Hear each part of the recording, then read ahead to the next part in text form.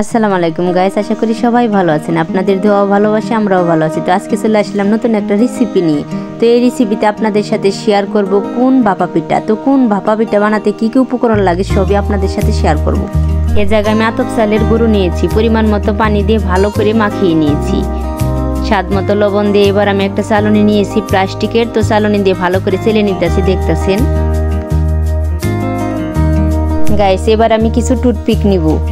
তো গাইস আমি কিছু কাঁঠালের পাতা নিয়েছি, পাতাগুলো ভালো করে ধুয়ে মুছে সুন্দর করে শুকিয়ে নিয়েছি। তো দেখুন কোন পিঠা বানাতে গেলে কাঁঠালের পাতাটাকে কিভাবে কোন তৈরি করতে হয়।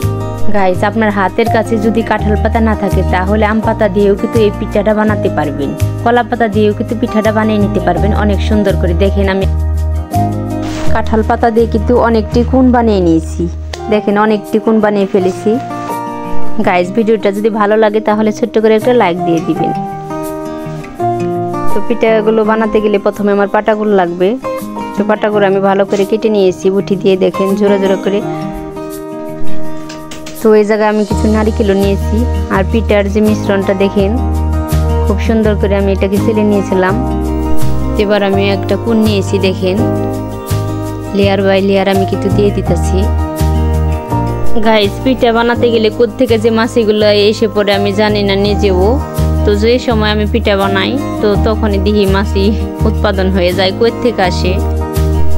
দেখেন খুব সুন্দর করে কিন্তু আমার পিঠাটা হয়ে গেছে। আর আমরা যখন পিঠাটা ভরে নিব তাহলে প্রথমে গুঁড়ি দিব, তারপরে নারকেল দেওয়ার পরে কিন্তু আমরা আবারও গুঁড়ি দিয়ে দিব।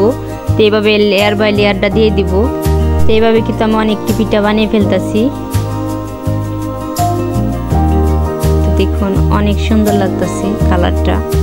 তো নারকেল দিয়ে দিলাম, তো পরে আবারও গুঁড়িগুলো দিয়ে দিলাম। তো দেখেন অনেকটি পিঠা বানিয়ে ফেলছি আমি। পিঠাগুলো দেখতেও কিন্তু অনেক সুন্দর, খেতেও কিন্তু অনেক মজাদার হয়। তো এবার আমি একটা পাত্র নিয়েছি, পাত্রের মধ্যে আমি গরম পানি বসিয়ে দিয়েছি চুলায়। তো পানিটা বলক চলে আসছে। তো এবার পিঠাগুলো আমি এক এক করে সবই দিয়ে দিতেছি। গাইস বাড়িতে যদি অনেক লোক থাকে তাহলে তো কোনো কথাই নেই, সবাই মিলে হাতে হাতে এই পিঠাগুলো অল্প সময়ে বানিয়ে ফেলা যায়। পিঠাগুলো সব আমি দিয়ে দিয়েছি। এবার একটা ঢাকনা দিয়ে আমি ভালো করে ঢেকে দিব 10 মিনিটের জন্য। আমি এটাকে ভাপিয়ে নিব। তো 10 মিনিট পর আবারও আমি চলে আসলাম। তো দেখুন পিঠাগুলো অনেক সুন্দর হয়ে গেছে। এবার নামিয়ে নিব এক এক করে। গাইস শীত মানে নানা রকমের পিঠা, বাহারি রকমের পিঠা খাওয়ার উৎসব। তো যেদিকে তাকাই সেদিকেই শুধু দেখি পিঠা আর পিঠা। তো আমিও আজকেও বানিয়ে ফেললাম ঝটপট এত সুন্দর মজাদার একটা রেসিপি। তো দেখেন অনেক সুন্দর রেসিপিটা।